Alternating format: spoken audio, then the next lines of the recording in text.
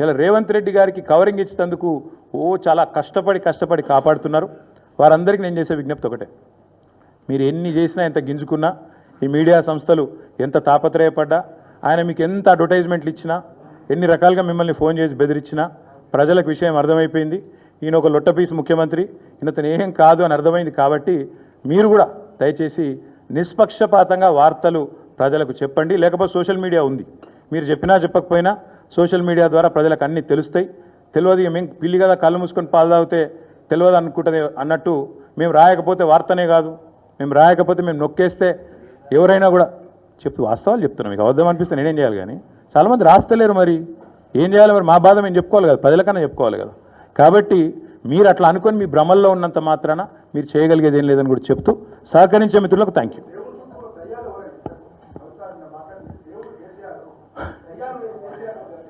Brother, మీకు ఒక మాట, ఇంత ఇంపార్టెంట్ ఇష్యూ చెప్తే నువ్వు దేవుడు దయ్యం అనబడుతుంది.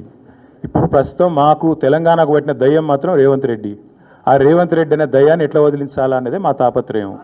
ఇంకేమన్నా తొందరపడ అంత యాంగ్జైటీ ఎందుకు, అంత టెన్షన్ ఎందుకు, అంత హడావుడి ఎందుకు? నేను చెప్పేది ఏమంటే, తెలంగాణకు పట్టిన శని కాంగ్రెసు, తెలంగాణకు పట్టిన దయ్యం రేవంత్ రెడ్డి. ఇప్పుడు ఆ దయ్యాన్ని శనిని ఎట్లా వదిలించాలనేది మా టార్గెట్. ఇక మీరు చెప్పే టెన్షన్ ఎందుకే అంతగానో మాట్లాడి రాదు, ఎందుకు అంత ఎగబడుతున్నావు? నేను అనేది ఏమంటే, మీరు ఒకటి గుర్తుపెట్టుకోండి, లోక్సభ ఎన్నికలకు ముందు మేము పార్లమెంటు నియోజకవర్గాల వారీగా సమావేశాలు పెట్టాం, సమీక్షా సమావేశాలు. ఇక్కడ అసెంబ్లీలో ఓడిపోయాము, ఎట్లా ముందుకు పోవాలని చెప్పి దాదాపు 17 రోజుల పాటు మీరందరూ చూశారు. ఇక్కడే వేల మంది కార్యకర్తలతో కూర్చొని దాదాపు 7, 8, 9, 10 గంటలు వారితో చర్చించాం.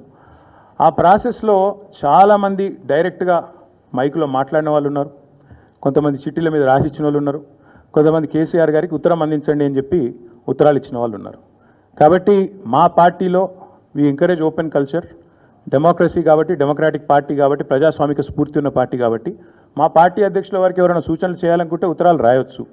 అదేదో చాలా గొప్ప విషయం అన్నట్టు మీరందరూ అంత బాధపడిపోవాల్సిన అవసరం ఏం లేదు. నేను అనేది ఏమంటే, మా పార్టీలో డెమోక్రసీ ఉంది కాబట్టి మా పార్టీ అధ్యక్షుల వారికి, మా పార్టీ నాయకులు ఎవరైనా సరే అప్పుడప్పుడు సూచనలు సలహాల రూపంలో లిఖితపూర్వకంగా ఇవ్వచ్చు, ఓరల్గా ఇవ్వచ్చు, రకరకాలుగా ఇవ్వచ్చు. అట్లాగే నేను ఒక మాట మాత్రం చెప్తాను, మనం ఎవరైనా సరే పార్టీలో ఏ హోదాలో ఉన్నా కొన్ని విషయాలు అంతర్గతంగా మాట్లాడాల్సిన విషయాలు అంతర్గతంగా మాట్లాడితేనే బాగుంటుంది. పార్టీ ఫోరమ్స్ ఉన్నాయి, అధ్యక్షుల వారితో కలిసే అవకాశం ఉంది, లేదా ఆఫీస్ బేరర్స్ ఉన్నారు, కలిసి చెప్పుకునే అవకాశం ఉంది. కాబట్టి అంతర్గతంగానే కొన్ని విషయాలు మాట్లాడితే బాగుంటుంది. అది అందరికీ వర్తిస్తుంది, వీళ్ళకి వాళ్ళకని కాదు, అందరికీ వర్తిస్తుంది. తప్పకుండా ఎవరమైనా ఒకటే, ఈ పార్టీలో అందరం కార్యకర్తలమే, అందరికీ కూడా ఇదే సూత్రం వర్తిస్తుంది. కాబట్టి మీరు కూడా దయచేసి ఇంత ఇంపార్టెంట్ ఇష్యూ మాట్లాడితే దీని మళ్ళీ మీరు, నాకు తెలుసు మీ సంగతి, you are intelligent, unfortunately I'm also intelligent. కాబట్టి నేనేమంటానంటే, మీరు ఏం పెడతారో, మీరు ఏం హెడ్డింగ్ పెడతారో తెల్లారు నాకు తెలుసు, మీ బాధలు కూడా నాకు తెలుసు, మీ మేనేజ్మెంట్లోకి ఉండే అవస్థలు నాకు తెలుసు, రేవంత్ రెడ్డి గారి ఒత్తిళ్లు తెలుసు. కాబట్టి నేను ఎక్కువ చెప్పను, ఒకటి మాత్రం చెప్తాను, మా పార్టీలో డెమోక్రసీ ఉంది, మా పార్టీలో సలహాలు సూచనలు ఎవరైనా ఇవ్వచ్చు, ఎట్లా అయినా ఇవ్వచ్చు. గతంలో పార్లమెంట్ సమావేశాల సందర్భంగా లేఖలు వచ్చినాయి, సూచనలు వచ్చాయి, అట్లా వచ్చినప్పుడు వాటిని ప్రజాస్వామికంగా స్వీకరిస్తాం. Thank you.